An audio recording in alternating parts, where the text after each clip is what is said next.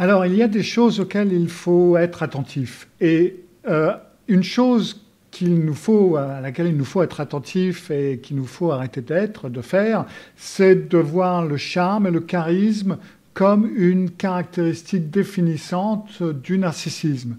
Les gens qui sont en relation avec des narcissiques vulnérables ou des narcissiques de base, ces narcissiques, ils ne sont pas spécialement réussis, ils ne sont pas spécialement sympathiques. Et donc, du coup, les personnes peuvent être un petit peu perdues parce qu'elles vont se dire, bon, ce n'est pas vraiment une personne toxique, ce n'est pas un narcissique, parce qu'il n'a pas ce charme, il n'a pas ce charisme, il n'a peut-être même pas de succès du tout. Donc, je ne pense pas que ce soit du narcissisme. Et entre nous soit dit, toute personne charismatique ou charmante, on peut parfaitement être charismatique et charmant sans nécessairement être narcissique. Donc là est tout le problème, et c'est de ça dont je vais parler aujourd'hui dans Le Psy Chez Vous. Souvenez-vous, avant d'écouter, de vous abonner, si vous n'êtes pas encore abonné, de cliquer sur la petite cloche pour être averti lorsque je mets une nouvelle vidéo en ligne. Et bien entendu, si vous aimez la vidéo, souvenez-vous de mettre un petit pouce en l'air. Avec la guitare. Cyril Malka. Le Psy Chez Vous.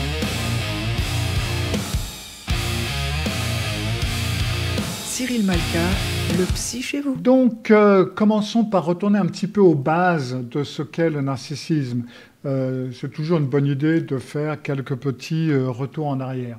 Alors, déjà, le narcissisme, souvenez-vous que c'est une personnalité. C'est donc cohérent et c'est attaché. Ce n'est pas une maladie, vous ne pouvez pas en guérir et vous pouvez parfaitement être narcissique et avoir d'autres troubles psychologiques. L'un n'empêche pas l'autre. C'est un style de personnalité.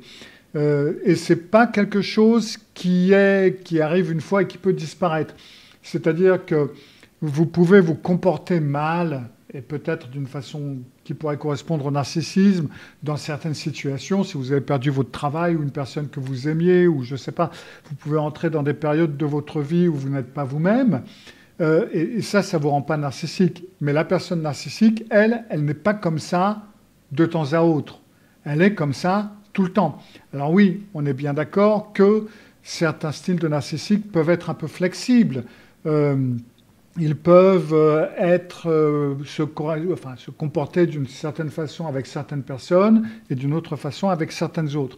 Mais à la longue, ça ne tient pas. Alors il y a des modèles fondamentaux qui sont associés au narcissisme. Ça va donc être une empathie très basse, très variable, très peu d'empathie émotionnelle de toute façon.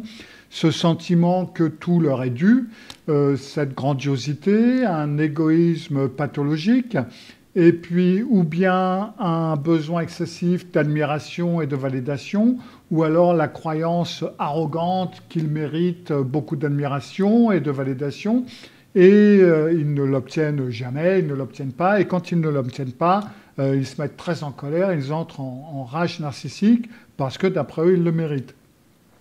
Donc ça se traduit en forme de différentes manipulations, de domination, trahison, rage, agression passive, jouer la victime quand ils n'obtiennent pas ce qu'ils veulent, un faux futur, des fausses promesses, tout ça. Et maintenant, dans toute cette liste, vous remarquerez que le charme et le charisme, il n'y en a pas. D'accord ? Ce sont des qualités qui peuvent être présentes et qui, bien entendu, peuvent faire partie de cette image du bombardement d'amour, dont j'ai déjà parlé d'ailleurs, mais elles ne sont pas ce que l'on appellera les qualificateurs pour le narcissisme. L'empathie variable, le sentiment que tout leur est dû, l'arrogance, toutes ces choses sont des qualificateurs pour le narcissisme. Sans ça, ce n'est pas du narcissisme, parce que c'est tout simplement, c'est simplement une personne normale. Mais le charme et le charisme ne sont pas des qualificateurs. Le charme et le charisme peuvent rendre l'attachement traumatique beaucoup plus attaché traumatiquement parlant, si on veut dire ça comme ça. Ça rend les guérisons des relations plus difficiles sur certains points.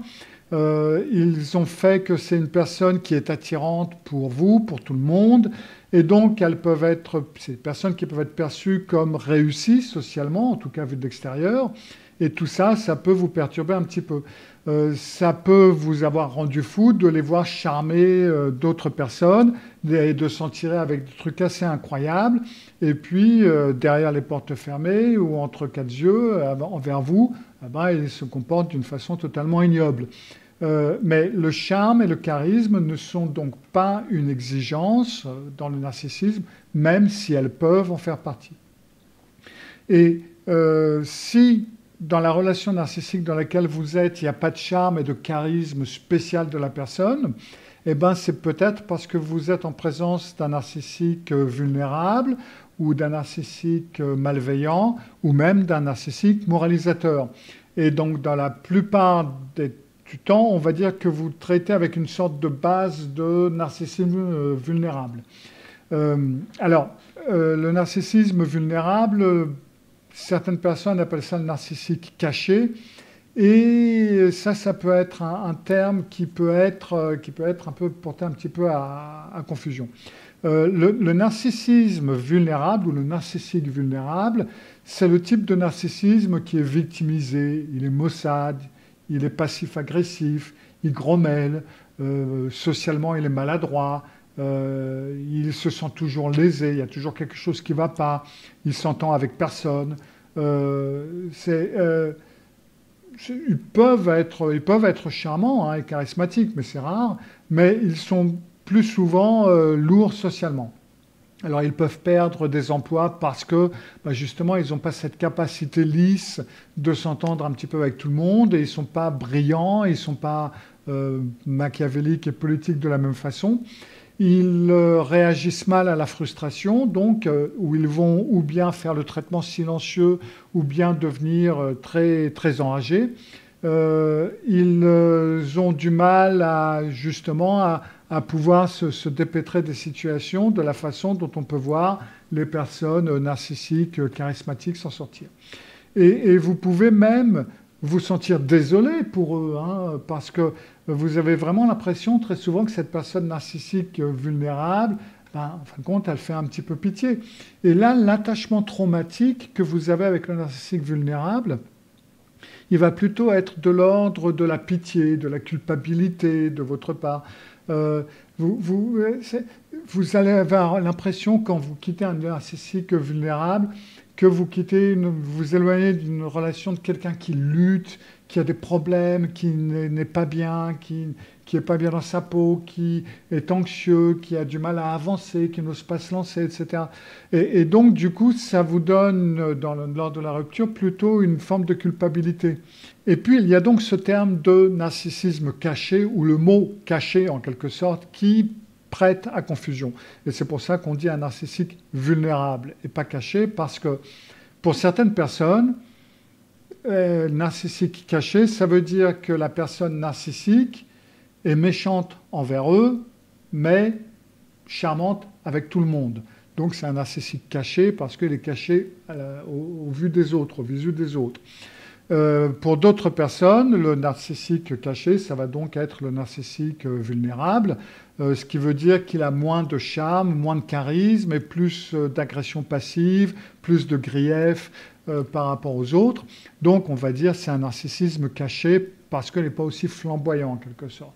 Or, c'est pour ça qu'on préférera utiliser le terme vulnérable dans ce cas-là.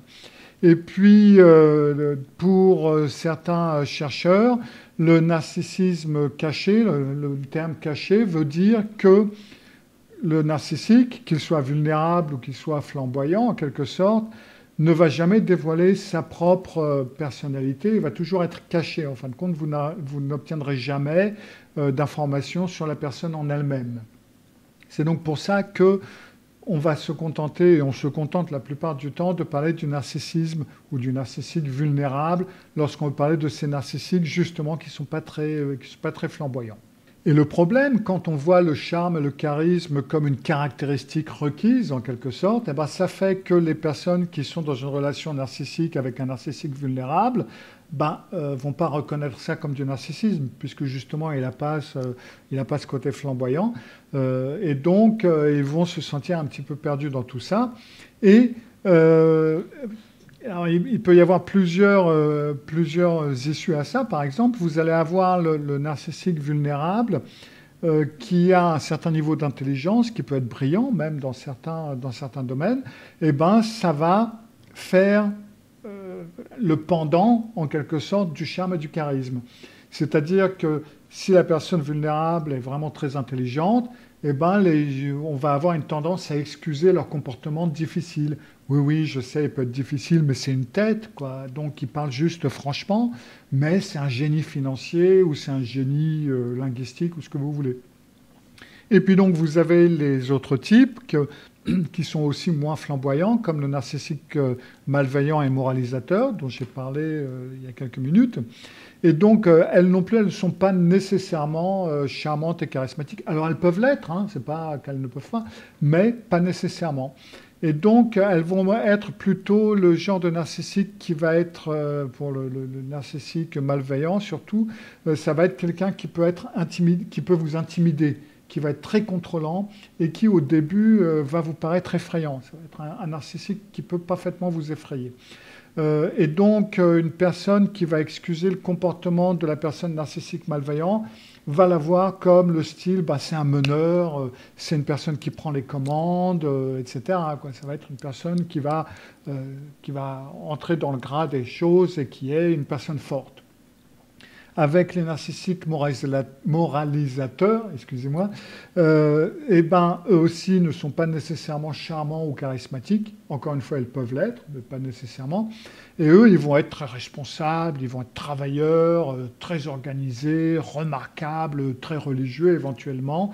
Et puis, ben, on va voir ça comme des vertus qu'ils ont et qui peuvent vous mener à penser que, ben oui, bien entendu, vous allez être jugé par cette personne, vous allez être jugé comme, vous allez être invalidé, vous allez être critiqué, parce que, ben oui, eux, ils font tout bien, et puis ben, nous, on ne se réveille pas à l'heure, on oublie des trucs, il y a des choses qu'on fait mal, et eux, ils font tout bien, et ils pensent à tout, ils voient tout, etc. Donc, le narcissique, c'est pas nécessairement le narcissique obsédé par Instagram qui balance des selfies, qui est flamboyant, etc. Mais ça peut parfaitement donc être ce narcissique pas très charismatique, qui paye peut-être pas de mine, mais qui, avec sa vulnérabilité, entre guillemets, ou avec sa morale, ou avec sa malveillance et son contrôle, peuvent être extrêmement dangereux et peuvent être très difficiles. Enfin, ça peut être difficile d'une autre façon de sortir de la relation et de s'en remettre. Pour se remettre d'une relation narcissique avec un narcissique plutôt flamboyant, plutôt classique, eh ben, on va avoir des doutes par rapport justement à il était joyeux, il était beau, ou elle était belle, ce que vous voulez, charmante et charismatique. Pour le narcissique vulnérable, ça va être je culpabilise parce qu'en fin de compte, j'aurais dû et il a eu des difficultés et je l'ai laissé tomber, etc., etc.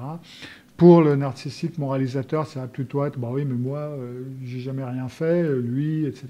Bon, enfin bref, vous allez avoir, dira-t-on, des problèmes un petit peu différents par rapport à la forme du narcissique à laquelle vous avez été confronté. Et on ne peut pas vraiment comparer. On n'a pas une qui est pire que l'autre, c'est juste tout à fait différent. Mais en bout de compte, ce n'est pas parce que votre narcissique n'était pas flamboyant, charismatique et charmant que vous n'étiez pas dans une relation avec un narcissique. Les narcissiques flamboyants, charmants, peuvent donner l'impression d'avoir beaucoup d'argent. Des fois, ils n'en ont pas. Ça va être les narcissiques fauchés. Et eux, ils vont utiliser le bombardement d'amour. Et ça, j'en parle dans cette vidéo. Cyril Malka. Cyril Malka, le psy chez vous. Cyril Malka. Cyril Malka, le psy chez vous.